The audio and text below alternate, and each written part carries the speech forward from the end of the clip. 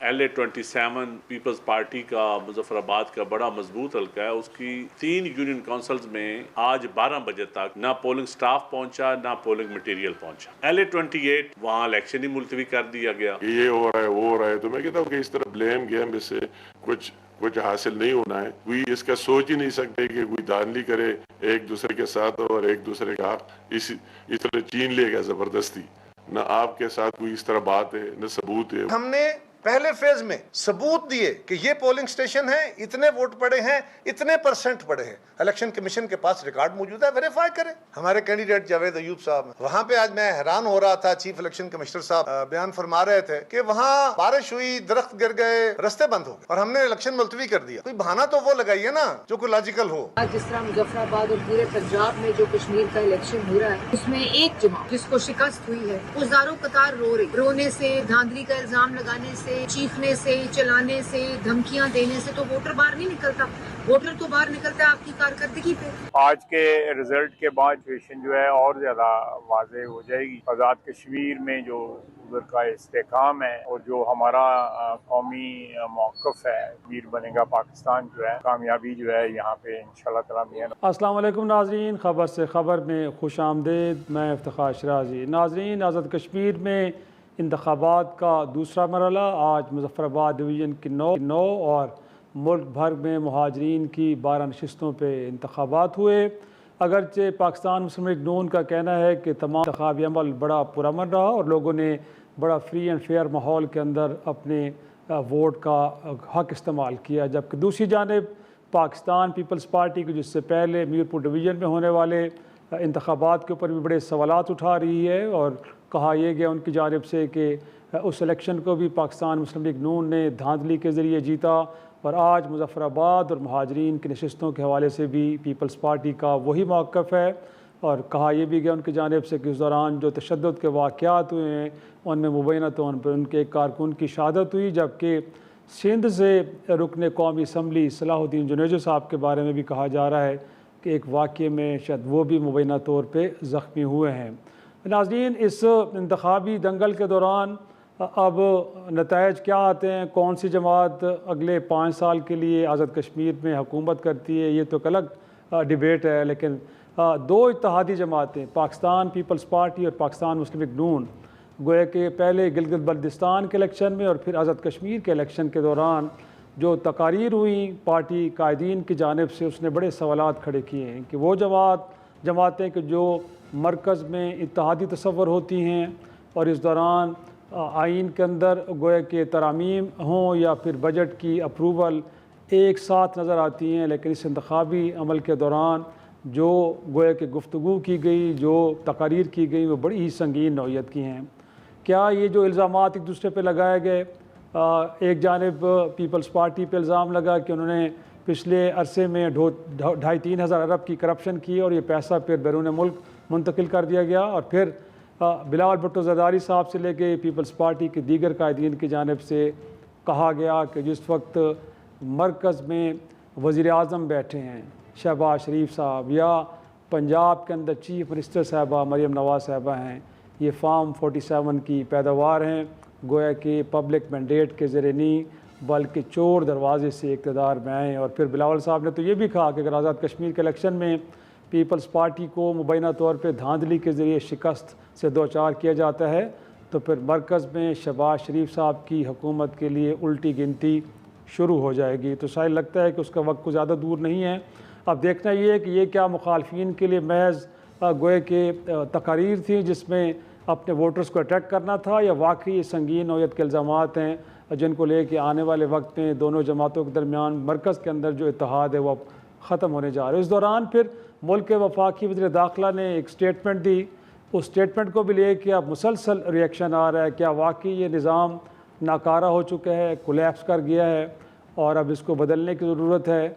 अगर ये बदलने की ज़रूरत है तो वफाकी वज़ीर के बारे में कहा जा रहा है कि ये उन्होंने अपना फ़ीडबैक वफाकी काबीना के इजलास में क्यों नहीं दिया, अब वहाँ पे बात क्यों नहीं की? अगर नहीं की तो क्या प्राइम मिनिस्टर उनसे पूछेंगे कि उनको निज़ाम में क्या ख़राबी नज़र आई, इनको दुरुस्त करने के लिए वो कोई फार्मूला अपने पास रखते हैं? क्या है सूरत हाल और मामलात सियासी तौर पे आगे कैसे बढ़ेंगे, और इस दौरान तहरीक इंसाफ की भी बात करेंगे हम कि जिसने आज़ाद कश्मीर के इलेक्शन का तो बायकॉट किया। 5 अगस्त को इमरान खान साहब की जेल में 3 साल मुकम्मल हो जाएंगे और उसके बाद कहा जा रहा है कि पूरे मुल्क में एहतजाज करने जा रही है। वो एहतजाज कैसा होगा, इस सारे सूरत हाल पर गुफ्तगू करें कि मेरे साथ एक ऑनरेबल पैनल है, पाकिस्तान पीपल्स पार्टी से मुझे ज्वाइन किया है कादिर खान मंदोखेल साहब, बहुत शुक्रिया सर आपका। इसी तरह पाकिस्तान मुस्लिम लीग नून से कमल इस्लाम साहब हैं, आप सीनियर रहनुमा हैं पाकिस्तान मुस्लिम लीग नून के, आपका भी शुक्रिया। और पाकिस्तान तहरीक इंसाफ से हमारे साथ मौजूद हैं शौकत यूसुफ ज़ईफ़ साहब।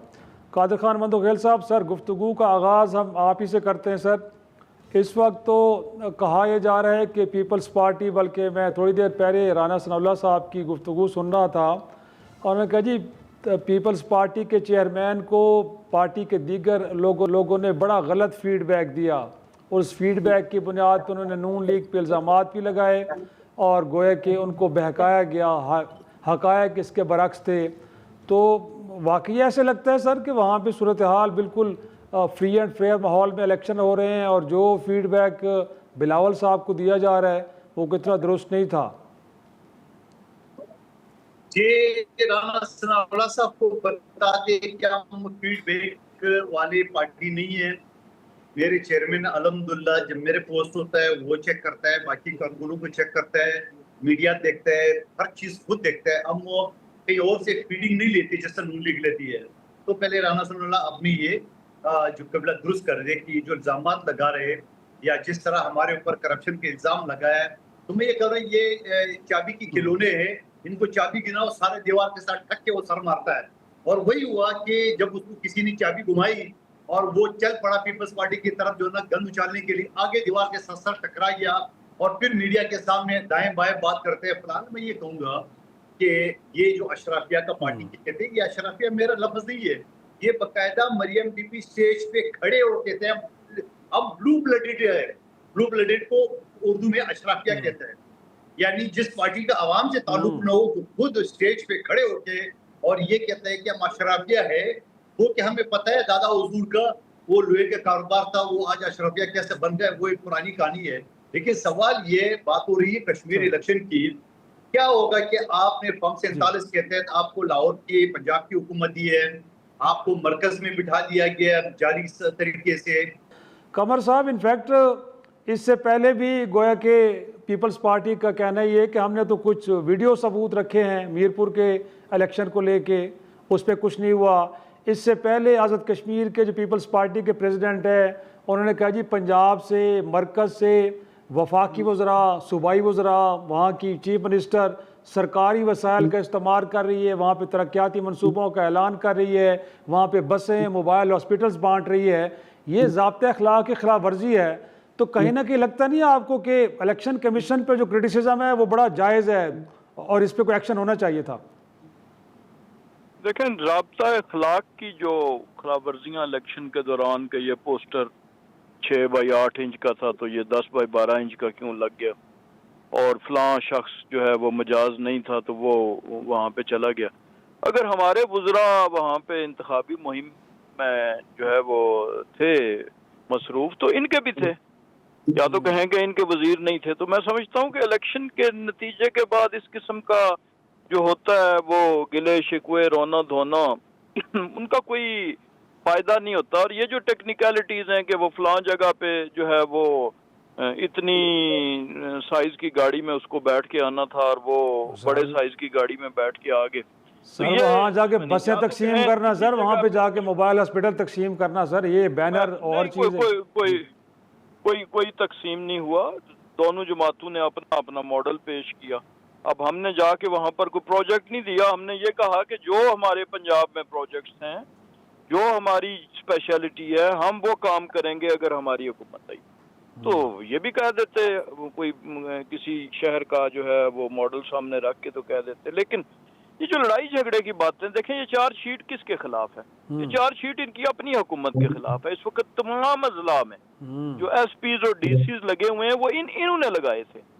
जब चीफ इलेक्शन कमिश्नर ये इलेक्शन शेड्यूल का ऐलान हुआ तो उसके बाद तो किसी जिले का अफसर तब्दील नहीं हुआ ना, तो ये इन्होंने लगाए हुए थे। और ये चार्जशीट दरअसल अपने वजीर आजम पे, फैसल राठौर साहब पे है या अपनी काबीना पे है। सदर मुमलकत भी जो है, सदर जो है इनके आज़ाद कश्मीर के, वो भी कायम मकाम है, वो भी इन्हीं की जमात के हैं। तो ये सारी चीज़ें जो हैं ये, और फिर जो झगड़े जिसकी कह रहे हैं कि आपको खुदा न ख्वास्ता मुस्लिम लीग नून के किसी वजीर ने हमला किया जाके, झगड़ा जिस पोलिंग स्टेशन पे, ये बड़ी बदकिस्मत बात है। ये कोई जो है वो काबिल अफसोस बात है, काबिल मजम्मत बात है अगर कोई जान गई है। लेकिन ये पोलिंग स्टेशन पे अजीजों करीबी रिश्तेदारों के होते हैं। ये जो अभी झगड़ा हुआ है जिसकी ये बात आज की कर रहे हैं, ये करीबी रिश्तेदारों में हुआ है। यानी एक आधे इस तरफ झगड़े से ज्यादा सर उनका फोकस इलेक्शन कमीशन पे है। वो कह रहे हैं कि किसी एक हल्के में कोई दरख्त गिरा है तो उसको लेके उन्होंने इलेक्शन मुलतवी कर दिया। आप कायरा साहब की प्रेस कॉन्फ्रेंस सुन रहे थे?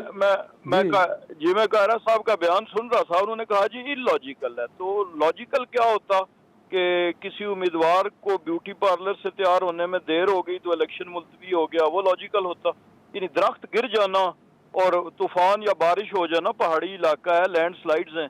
अगर एक रोड पे किसी जगह लैंडस्लाइड गिर जाए तो आगे जो है वो हजारों की आबादी का इलाका ब्लॉक हो जाता है, बंद हो जाता है। आप आगाह हैं, एक सड़क अगर जीबी साइड पे एक सड़क पे लैंडस्लाइडिंग आ जाए तो आगे पूरा इलाका चौक हो जाता है। अगर एक हल्का इस बुनियाद पे इलेक्शन कमीशन ने किया है तो वो जेन्युइन वजह होगी। उससे ज्यादा लॉजिकल वजह क्या हो सकती है कि सामान पहुंच नहीं पाया और रास्ते जो हैं वो बंद हो गए। तो ये मैं समझता हूँ कि ये जो इस किस्म का वो है वो जाना है शाम गरीबा, ये मुनासिब नहीं है। इलेक्शन के नतीजे को अभी नताइज आ रहे हैं और अभी एक फेज रहता है, उस तीसरे फेज में भी अल्लाह ताला इन्हें कामयाब करे तो ये हुकूमत बनाए। नाज़रीन, प्रोग्राम एक छोटा सा ब्रेक, वापस आएंगे, गुफ्तगू के सिलसिले को आगे बढ़ाते हैं। प्रोग्राम एक बार फिर खुश आमदेद। शौकत साहब, इनफैक्ट पीपल्स पार्टी कह रही है कि अगरचे उनसे इलेक्शन छीना जा रहा है, धांधली हो रही है, उनको हरवाया जा रहा है, लेकिन उसके बावजूद भी वो इस इलेक्शन के अंदर गए ताकि चीज़ों को रिकॉर्ड पे लाया जा सके। बट आपकी जमात ने सर क्या किया? इलेक्शन का बायकॉट करके आप तो ग्राउंड से बाहर बैठ गए।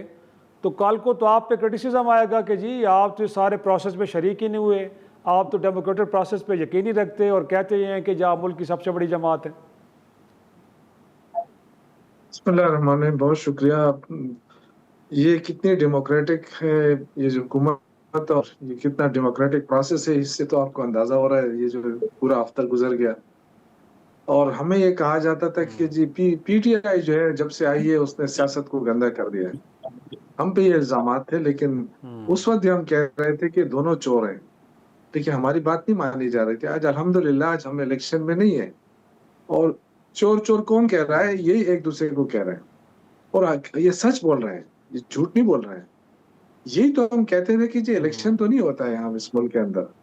अगर साफ शफाफ इलेक्शन हो जाते तो आज मोहसिन नकवी को ये कहना पड़ता है इस मुल्क में कि जी सिस्टम कोलैप्स कर गया है। मतलब आप कौन सा सिस्टम लाना चाहते हैं? यहाँ तो ये मुल्क तो बना ही पार्लिमानी सियासत के लिए है ना। आज पार्लिमानी सियासत नाकाम हो गई है। क्यों नाकाम हो गई है? इसका जिम्मेदार कौन है? आपने क्या पार्लिमानी सियासत को छोड़ा है? पार्लिमानी सियासत तो वो होती है जो अवाम के वोट लोग मुंतखब होकर आए। तो जो लोग मुंतखब हुए थे उनको तो आपने बाहर कर दिया। आपने 17 सीटों वाले को हुकूमत दे दी। फिर आप कह रहे हैं कि जी मुल्क पे कर्जे चढ़ गए हैं और पार्लिमानी सियासत नाकाम हो गई है। तो ये सारी चीजें जो हैं, देखिए हमने इलेक्शन में हिस्सा इसलिए नहीं लिया कि हमें पता है कि ये जो इलेक्शन नहीं हो रहा है, सिलेक्शन हो रही है, तो हम क्यों इसको वो करें, खामा का वेट दें कि जी ये इलेक्शन हो रहे हैं। तो जब तक आप साफ शफाफ इलेक्शन नहीं कराएंगे ना आपका मुल्क तरक्की करेगा। और दोनों के पास क्या है, ये जो बातें हो रही हैं कि हमने पंजाब की मिसाल दी कि जी पंजाब हम बनाएंगे आपके लिए, दूसरा कहता है हम सिंध बनाएंगे। तो बताए ना जरा कि पंजाब में क्या हुआ है? कौन से दूध और शहद की नहरें बही हैं? क्या वहां लोगों को रोजगार मिला है? क्या वहां पे आपके टैक्सों की वजह से कारखानों में इजाफा हुआ है? आप तो देखे ना, मैंने कल भी बताया था कि मैं बिजली का बिल देख रहा था उस दिन, उसमें 2 नए टैक्स लगे हैं, एक्स्ट्रा टैक्स और फर्दर टैक्स। अब आप मुझे समझाएं कि एक्स्ट्रा टैक्स क्या होता है, फर्दर टैक्स क्या होता है? बिजली का बिल है, जितना बिल इस्तेमाल होता है बिजली, उसके मुताबिक आपको जो उसके चार्जेस होते हैं वो ही हो सकते हैं। ये कौन सा टैक्स है? फर्दर टैक्स और सेल टैक्स 308 अरब रुपए इस पे इकट्ठे हुए हैं। तो ये तो मुल्क को लूटने वाली बात है। आवाम को लूटते रहे। लेकिन रिजल्ट क्या निकला कि अब अपने ही जो है ना वो लंका ढाए वाली चीज है कि अपने ही बेदी जो है ना, घर का बेदी सही। लंका ढाए वाला है कि एक वजीर जो है, वजीर दाखिला उठ के बात कर रहा है, हालांकि उस वजीर दाखिला की अपनी परफॉर्मेंस क्या है। अमन अमान की सूरत हाल आप देखें, सही। बलूचिस्तान में देखें, खैबर पख्तूनख्वा में देखें, दहशतगर्दी हो रही है। उस दहशतगर्दी को खत्म करने में इस साहब का क्या रोल रहा है, सिवाय क्रिकेट की टीमों की मैचेस कराना जी डेफिनेटली। और ये कराना, इसके अलावा मुल्क में इसका क्या रोल रहा है? आज वो आके कह रहा है कि जी पार्लिमानी ये तीनों सियासत निस्बत नाकाम हो गई। भाई नाकाम पार्लिमानी सियासत नहीं हुई है, आपने जिन लोगों को बिठाया वो नाकाम हुए हैं और उसकी वजह से मुल्क के ऊपर कर्जा चढ़ा है, उसकी उनकी वजह से आज कारखाने बंद हुए हैं, उनकी वजह से आपकी एक्सपोर्ट कम हो गई है, आपकी मईशत तबाह हो गई है, जमहूरियत तबाह हो गई है, मुल्क में रूल ऑफ लॉ नहीं है। ये सारी चीजें तो आपकी वजह से है ना, किसने सही। इनको बिठाया है? तो आज एक दूसरे पे इल्जाम सही, लगा बुनियादी रहे हैं, तौर तो पर- ये इल्जाम ये पहले भी लगाते थे। जब हमने कहा कि आप एक दूसरे पे ये इल्जाम जी। लगाते हैं तो हमें कहा कि नहीं जी, आज जो लैंग्वेज इस्तेमाल हो रही है, सही। शिराजी साहब आप मुझे बताएं, इसमें क्यों आज तो पीटीआई नहीं है ना, जी जी ये जो कह रहे हैं कि इतने 100 अरब बिल्कुल रुपए ऐसे। इन्होंने चोरी कर ली। भाई इतने 100 अरब रुपए आपने चोरी किए हैं तो आप जवाब दें ना। आज क्यों फिर रोना धोना कर रहे हैं आप कि जी, जी जी, हमारे जी, साथ बिल्कुल। धांधली हो रही है? जब हम कहते थे कि धांधली हो रही है तो आप तालियां बजाते थे क्योंकि आपको शेयर मिल रहा था। जी, आज जी, जब जी। वो धांधली कर रहे हैं, आपको नजर आ बिल्कुल। रहा है ज्यादती हो रही, तो आपकी चीखें निकल रही हैं। तो मेरा ये ख्याल ये है कि पीपल्स पार्टी सही है ये। जमहूरी पार्टी के नाम पे मशहूर रही है हमेशा, और अगर जी। ये जमहूरियत के लिए स्टैंड नहीं लेगी और सिर्फ ये कहेगी कि हमने इस जमहूरियत को बचाना है, इस पार्लियामेंट को बचाना है जो कागजी पार्लियामेंट है, सही। तो मेरे ख्याल से कि फिर मुल्क नहीं चलेगा, फिर मुल्क के मुश्किलात ही रहेगी। आवाम को एक सही। रुपए का रिलीफ पता है ना, आज तक क्यों चीखते रहेंगे? बिल्कुल, मैं ये पॉइंट है कि मैं ये नुक्ता सर ठीक कर दिया है ये हमने, यही जरा मुल्क नुक्ता को लेके ठीक कर जाता हूँ दिया ना है, मंदो डिफॉल्ट खेल होने से साहब, बचा मंदो लिया है। खेल तो कर्जे चढ़ा के आपने हम पे हुक्मरानी की है। मंदो ख्याल साहब को जरा जवाब दे करते हैं ना सर, मंदो ख्याल साहब को करते हैं। मंदो ख्याल साहब इनफैक्ट तो शौकत साहब कह रहे हैं कि घर का एक भेदी तो उसने तो लंका ढा दिया है, लेकिन मैं सर आपसे जानना चाह रहा हूँ कि ये फॉर्म 47 है ये जी जी जी जी जी लेकिन सर सवाल तो सुन लेना, ये जो फॉर्म 47 है इसका पता आपको ये कश्मीर के इलेक्शन के दौरान लगा है या जब आप शहबाज शरीफ साहब को एतमाद का वोट दे रहे थे उस वक्त भी आपको पता था कि फॉर्म 47 वाले हैं? देखिए, अगर आप खसूसी तौर पे मैं अपनी बात करूं, मेरे तो 100 से ज्यादा शो में ये बात की है कि मरियम बीबी, शहबाज शरीफ, नवाज शरीफ साहब अपना फॉर्म 47 दिखाते हैं तो मैं जिंदगी पर सियासत और वकालत का नाम नहीं लूंगा। उठा के सारा मेरा सोशल मीडिया देख ले, मैं तो एक जमाने से कहता आ रहा हूँ। और दूसरी बात ये कि जो मेरे चेयरमैन ने ये बात कही है बिल्कुल दुरुस्त कही है। तो आप मुझे बता दो कि जो कमरुस्तान साहब ने बात की है, मुझे नहीं पता ये इंजीनियर तो है, उसको लॉ को कितना पता है। डीसी ने मुजफ्फराबाद में 10 बसों को तो सीज कर दिया ना, लेकिन जब सीज कर दिए इसका मतलब ये कि वो इलेक्शन कमीशन भी अनबोर्ड था या उसकी हिदायत भी की है, तो एक्शन का है मरियम बीबी के खिलाफ। बसें तो आपने सीज कर दिए, आपने कहा ये बसें यहाँ से नहीं लेगी, इलेक्शन के बाद उसको चलाएंगे। तो ये बताओ कि फिर ये जुर्म तो साबित हो गया। तो जब जुर्म साबित हो गया तो मरियम बीबी और नवाज शरीफ साहब के खिलाफ जो इलेक्शन रूल्स की वायलेशन है वो कहाँ है, जुर्माना का है, नोटिस का है? तो सर फिर वो शौकत सूरजई वाली बात है ना कि जमहूरियत के साथ इतना बड़ा जुल्म क्यों कर रहे हैं सर कि जिन लोगों का कैंडिडेट है जिनका होना लेजिटिमेट नहीं है उनको आप सपोर्ट किए जा रहे हैं सर, उनकी हुकूमत को चला रहे हैं। फिर शौकत साहब को सुने ना थोड़ा सा, वो कह रहे हैं जमहूरियत बचाएं, इस कागजी हुकूमत को ना बचाएं।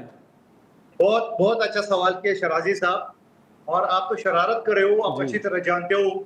लेकिन आप मुझे बता दो कि जब 2024 का इलेक्शन हुआ, ट्राइका बना, पीपल्स पार्टी, नून लीग और पीटीआई, दो पार्टी मिलके हुकूमत बना सकती थी। नून लीग और पीटीआई तो आपस में मिलते नहीं थे। हमने ऑफर किया, खुर्शीद अहमद शाह साहब जो हमारे सीनियर पार्लियामेंटेरियन है, कि बाबा आपको गैर मशरूत तौर पे हम सपोर्ट करते हैं, आप हुकूमत बना ले। पीटीआई ने इनकार कर दिया है। उसके बाद हमारे पास क्या रास्ता था कि नून लीग को सपोर्ट करते, अगर न करते तो ये इलेक्शन, ये असेंबली, ये लेजिटिमेट तो थी मगर वो खड़ी भी नहीं हो सकती थी। जब खड़ी नहीं हो सकती थी तो सुप्रीम कोर्ट की हिदायत के बावजूद, जजमेंट के बावजूद 3 महीने के बजाय 9 महीने में इलेक्शन हुआ। 70 अरब रुपए खर्च हुए। तो क्या 9 साल बाद ये इलेक्शन होता? और अगर 9 साल बाद भी होता तो क्या वो शफाफ होता?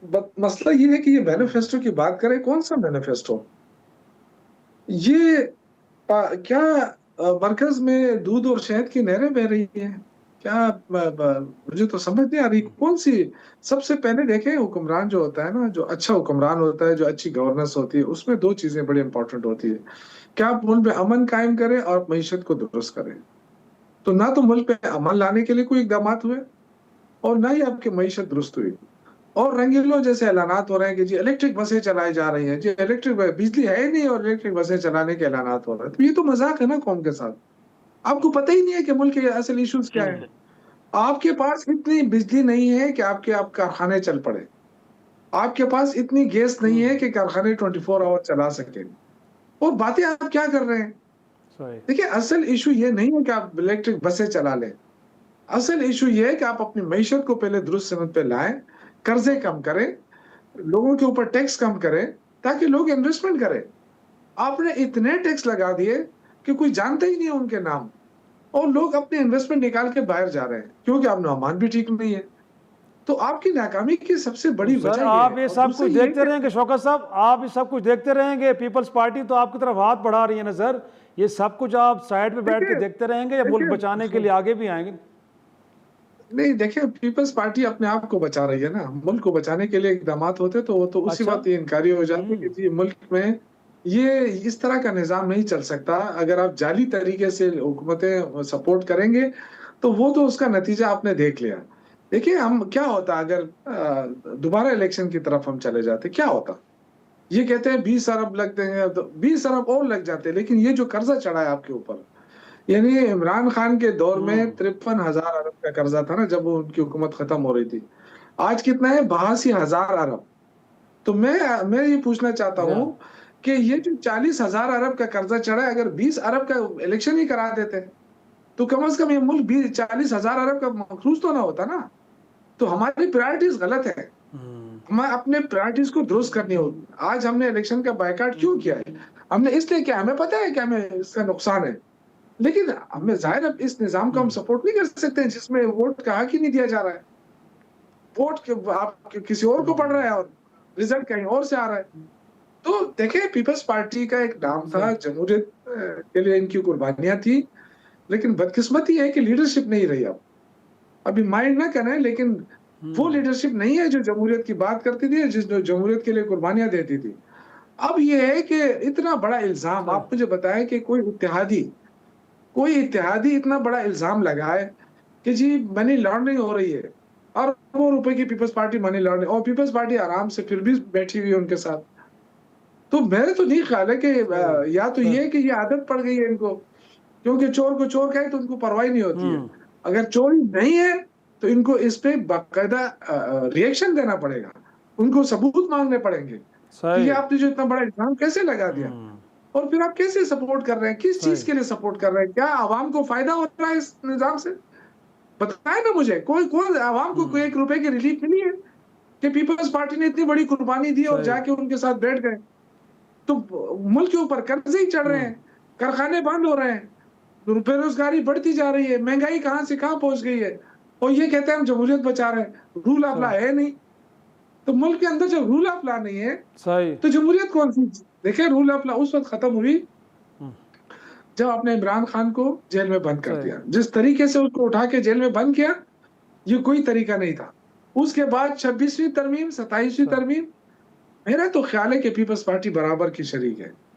ये या तो कौम से माफी मांगे और निकले इस हुकूमत से और नए इंतखाबात की तरफ आए और ऐसा सिस्टम बनाए मिलकर कि शफाफ इलेक्शन हो जाए मुल्क के अंदर। कोई भी आ जाए, पीपल्स पार्टी आ जाए, नून लीग आ जाए, पीटीआई आ जाए, कोई भी आ जाए, लेकिन शफाफ इलेक्शन के जरिए किसी के कंधों के सहारे पे नहीं। हमें तो इल्जाम देते हैं कि जी देखें 2018 में जो है ना आरटीएस बिठा दिया गया, ये कर दिया गया, लेकिन खुद नहीं देख रहे कि दोनों बड़ी पार्टियां मिलकर किसके कंधे पे चढ़ के आई है। नाज़रीन, प्रोग्राम एक छोटा सा ब्रेक, वापस आएंगे, गुफ्तगू के सिलसिले को आगे बढ़ाते हैं। प्रोग्राम एक बार फिर खुश आमदेद। कमर इस्लाम साहब, इनफैक्ट वो शौकत साहब कह रहे हैं कि जो इल्ज़ामात हैं इनके ऊपर एक पोजीशन लेनी चाहिए दोनों पार्टियों को। आप पे भी इल्ज़ाम है ना सर, फार्म 47 का, तो अगर मियाँ नवाज शरीफ हैं, शहबाज शरीफ साहब हैं, मरियम साहबा हैं, तमाम लोग जीते हैं, तो जितनी भी इंतखाबी उज़रदारियाँ पड़ी हैं सर, ज़रा ट्रिब्यूनल से कहें कि स्पीडीली 1 हफ्ते में निपटाएं, लोगों को बताएं कि हम बिल्कुल फ्री एंड फेयर इलेक्शन के थ्रू और बड़ा मेरिट पे जीत के आए हैं। ये जो हम पे इल्ज़ामात लग रहे हैं वो और साथ में ये एक ज़ाहिर सी बात है, फिर पीपल्स पार्टी से तकाजा भी किया जाए कि इतना संगीन इल्ज़ाम पे माफ़ी भी मांगे वो।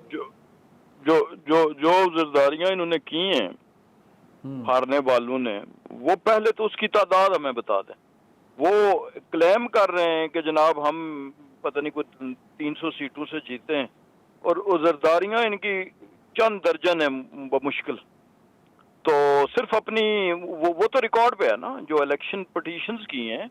तो सर मैं तो जहाँ इस्लामाबाद में बैठा हूँ सर, यहाँ तो 3 नशिस्तों पे है, चलो उन 3 के से फैसला करवा दें कोई। चले इस्लामाबाद की 3 होंगी, मैं तो ओवरऑल बात कर रहा हूँ। जी जी जी जी कि उज़रदारियाँ जो हैं वो इस बात का सबूत नहीं होती कि कोई लाजमी धांधली हुई है, लेकिन अच्छा। मैं तो सिर्फ उन उज़रदारियों का टोटल पूछ रहा हूँ, एक बात। ठीक है। दूसरी ये है कि ये जो अभी कहा आपने भी कि वो है, तो मैं समझते हैं कि इन इल्जामात की हकीकत जो है वो लोगों को समझ आ रही हो, किसी को समझ ना आए, बाकी किसी को, बड़े किसी लीडर को समझ ना आए, लेकिन लोगों को समझ आ रही होती है। एक तो जैसे आपने इब्तिदा में कहा था कि जनाब चेयरमैन बिलावल भुट्टो जरदारी साहब को गलत फीड किया गया है, ये हमारा कंसिडर्ड व्यू है। उसकी वजह यह है कि जब भी, ये एक इंसानी फितरत है कि जब भी कहीं कारकर्दगी में कमी आती है, कहीं कोई इलेक्शन हार रहा होता है, तो वो कहता है जनाब धांधली हो गई। वो अपनी लीडरशिप को यही बताता है, ये सिर्फ पीपल्स पार्टी में नहीं, ये हर जगह पे। यानी जहां आपका कोई मातहत जो है वो उससे कमजोरी होती है, तो वो ये नहीं बताता कि हमने मेहनत नहीं की, या हमारी कारकर्दगी नहीं थी, या हमारी पास परफॉर्मेंस अच्छी नहीं थी। वो कहता जनाब वो मेरे साथ तो यूं हो गया, डकैती होगी, मुझे तो धोखा हो गया, मुझे तो उसने।